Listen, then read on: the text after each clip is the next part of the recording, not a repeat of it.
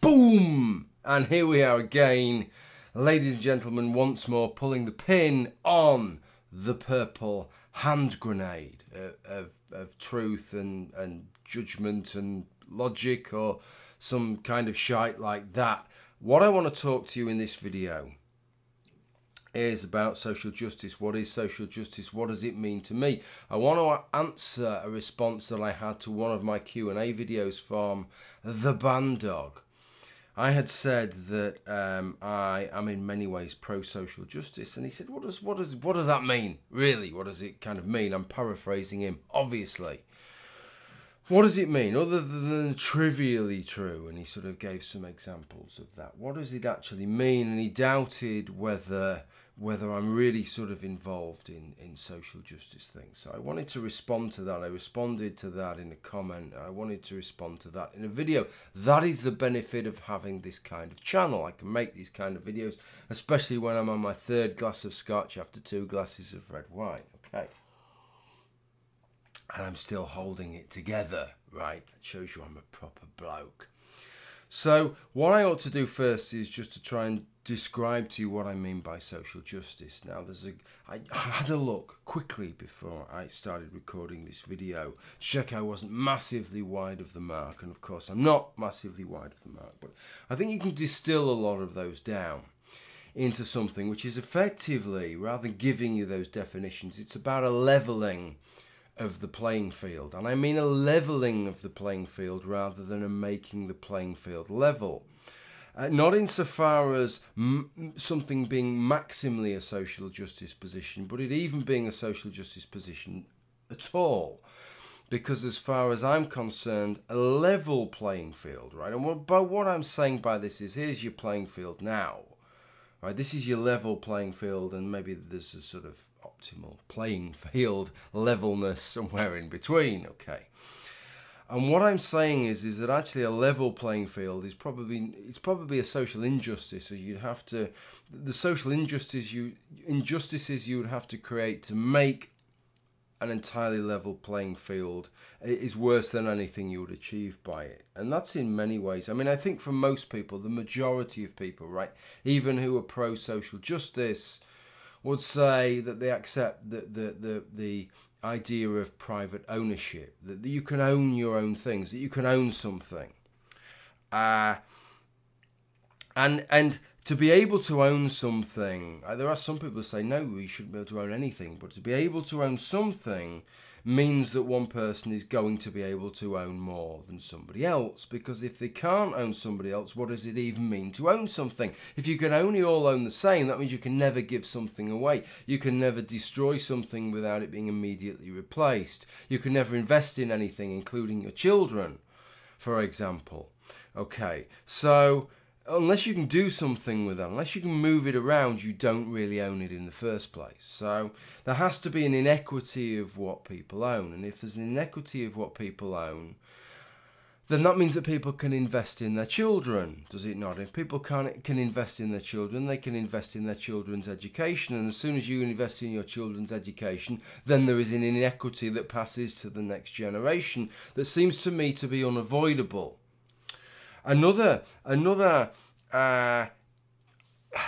thing that seems to be entirely unavoidable, and I've heard this before, is people who are hardline on the social justice, saying that you shouldn't be able to inherit anything, that effectively when you die, that's it, all your stuff passes to the state. So everybody starts from as close to a sort of equal position as possible. Of course, it's not an equal position as possible because some people's parents die when they're 2 and some people's parents die when they're 72. But nevertheless, that's what they say. You shouldn't be able to inherit. The problem with that is, in terms of a sort of really abhorrent idea, it's probably up there with the alt-right's ethno-state, really. Although the people who make that proposition, I don't think seem to realise the ramifications of it, because if you can't inherit, it means you can't bequeath. And if you can't bequeath, what an awful position that puts old people in, because it means that you have to try and dispose of your worldly goods while you still have control of them. The principle is this, that people have some control over their goods. If they want to give them away, they can give them away. There may be some restrictions with regard to tax, with regard to inheritance tax avoidance, indeed. But you can give those things away because they're your things to give away. Of course, when you die, they cease to become your things. They're not your things anymore because you don't exist anymore as a sentient agent. But the problem is, if we don't allow somebody some power over their goods after they die, what that means is they have to get everything sorted. They have to get rid of it before they die, otherwise they lose control of it. That leaves old people in a really horrible position. Why? Because it means you have to start second guessing when you're going to die and make sure you've disposed of things while you're still alive. Otherwise you lose control of them, which means you will generally pass them to your children. So your children take control of your goods maybe decades before you die. Otherwise you're taking a big chance. Which means they then have control of your lives, have control of the property that you live in. If they're unscrupulous, you could be turfed out on the street. What a horrible, horrible position you're putting old people in there if you don't allow people to bequeath. And as soon as you allow people to bequeath, then you allow people to inherit, and you're right back to square one. Allowing people to inherit money, allowing people to invest in their children's education, which means that some children have a better education than other children. So I think the optimal solution certainly isn't a level playing field, but nevertheless there are certain things which I think constitute social justice positions, some of which we're well on the way to attaining, others that we're not. And I wrote some of them down in this piece, and let me reel them off. I'm not just going to read from it, that ain't my style, but let me get a little crib sheet here. The first thing is, and just let me say, none of this touches upon all the usual crap, right? Just let me say this in advance. None of this touches upon the usual crap that we associate with social justice. It grieves me that social justice has been purloined and grabbed hold of and distended and twisted and manipulated by people who make it look like a bag of crap by associating it with everything. We associate it with not wearing the wrong costumes on Halloween, don't we? You know, or bending over backwards to take part in policies that prioritise one group over every other group based on some inequity that maybe was enacted in the dim and distant past, right? That isn't the sum total of social justice, and in many cases this brings us back to this idea that social justice and what constitutes social justice is open to debate. I think the things that I hold as social justice positions are much more core. They're much more fundamental. You might still disagree with them, but I think they're reasonable core positions in charge of social justice, in terms of social justice. A welfare state. I think a social justice position takes us away from the position we kind of had back where we had fucking poorhouses, right? Where if parents couldn't care for their children, they went into a poorhouse. If people couldn't care for themselves, you went into a poorhouse. That was maybe a step in the right direction. A poorhouse is better than nothing. But I think it's right. Anybody can fall on hard times. Anybody, however well-intentioned, can get down on their luck and can fuck up in life, quite honestly. And I think a welfare state is a valid thing. And I think it's right we provide a basic level of support for people that need that support, a basic level of support for people when they need that support, to get them back on their feet and enable them to be a better person. Of course, it has to be within both the exigencies and the restrictions of the finances of the nation state, and it has to be set at such a level that it doesn't disempower people from making more of themselves, that it doesn't encourage them to just, well, what's the fucking point? I can afford a 50-inch TV just sat on my arse all day. What's the fucking point me doing any more? Right, so it has to be functioned right. But I think a welfare state is something that is fundamental to social justice. It's providing a baseline of care that we're going to provide to people. And the same thing extends to healthcare. I am a firm believer in healthcare that is free at the point of delivery.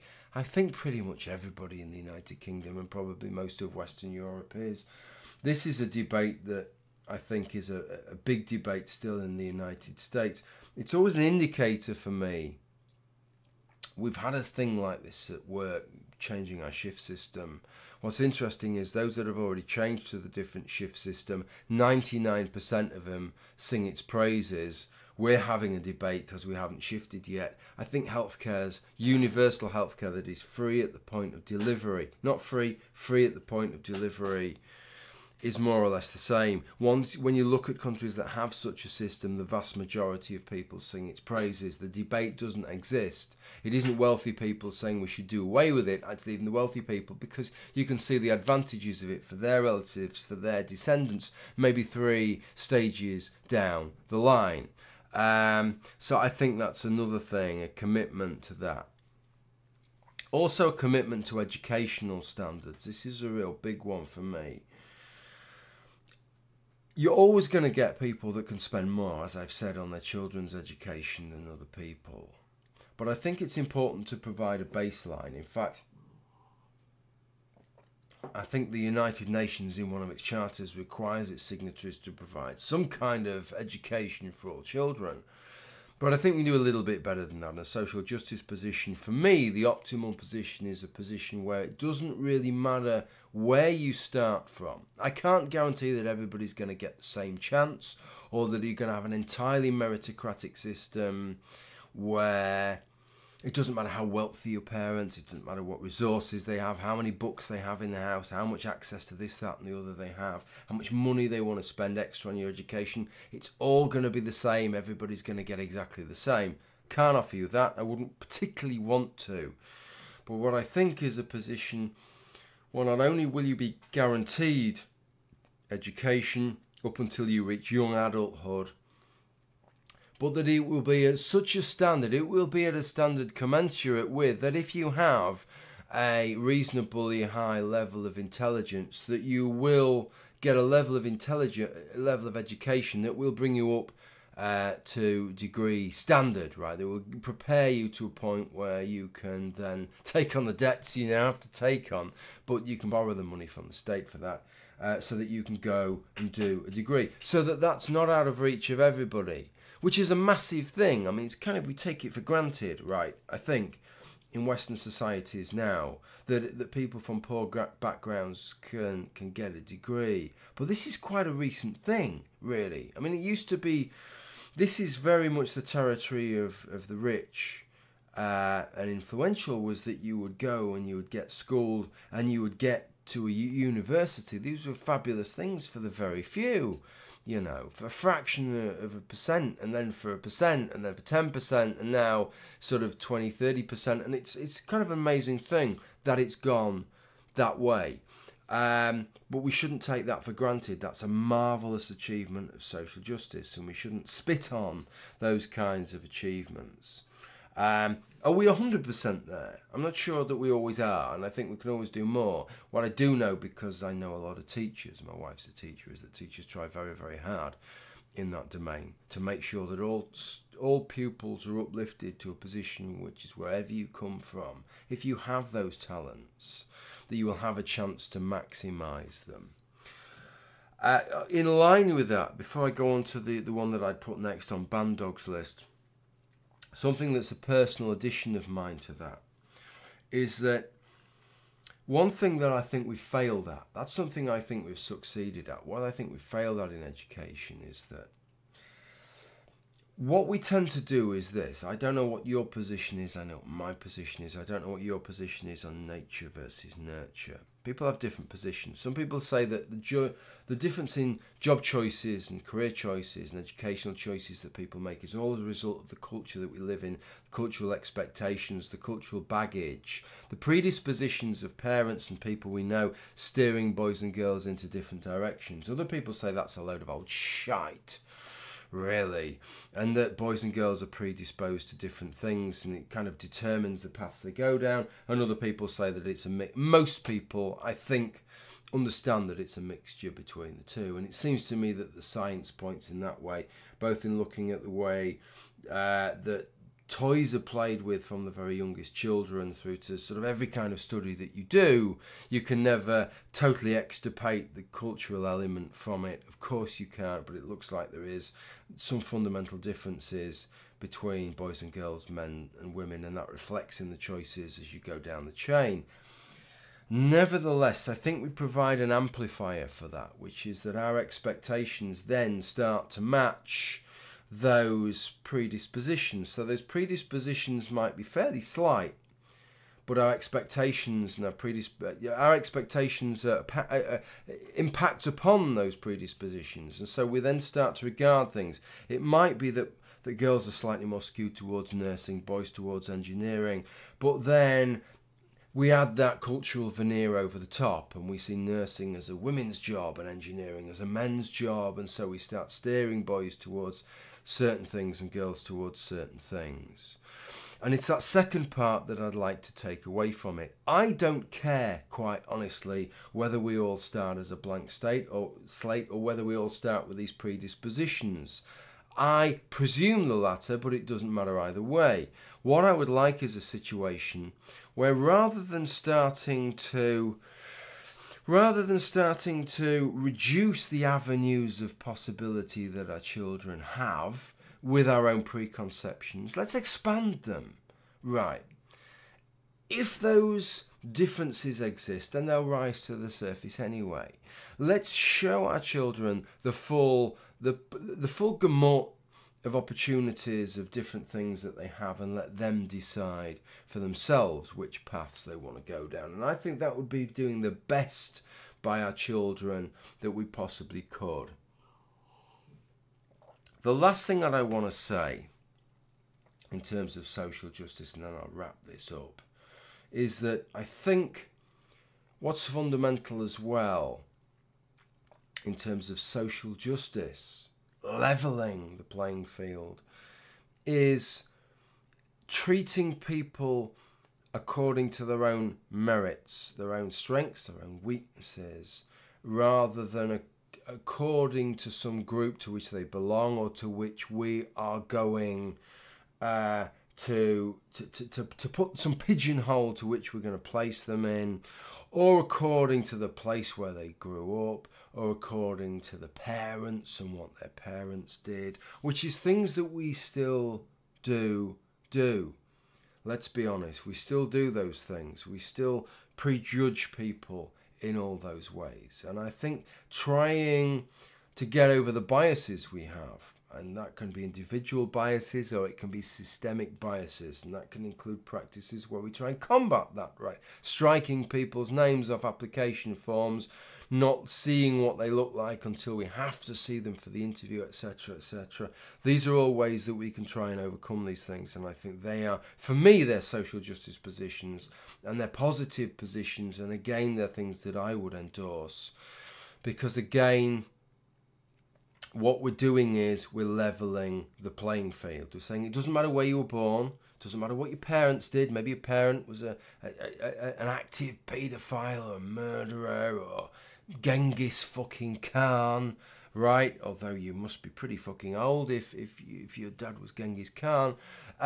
Doesn't matter on any of those things, and it doesn't matter what ethnic group you're from. It doesn't matter whether you're male or female. We're going to get away from that. We're going to judge you as you, and I think that is the fundamental principle there. We're not there with that one, actually. Some of those things, and this is the thing with social justice, is that the idea of social justice is often portrayed is that we don't really have very much of it, right? And it's all these goals that we have to have because everything's as crap as it is now. Actually, in many ways, in these terms, in social justice terms, things are better in our society that we have now than probably any society that has ever existed in the history of not just humankind, but of what preceded it, really, in terms of our other great ape hominid ancestors. So, yeah, in terms of social justice, we're probably at the best time than we ever have been in the Western world. And yet we moan about it like fuck, don't we?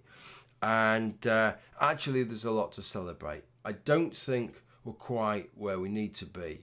But I hope if the Bandog watches this video, that's given him a little bit of an expansion what I said in the comment there, and a little bit of an idea for everybody else and what I mean when I say I'm in favour of social justice. It's not all bollocks. It's not all bollocks because it's bollocks, and a lot of it actually isn't. So when you look into it, when you think about it a little bit more, actually there's not a lot of justice involved. It's not a lot of justice involved in it.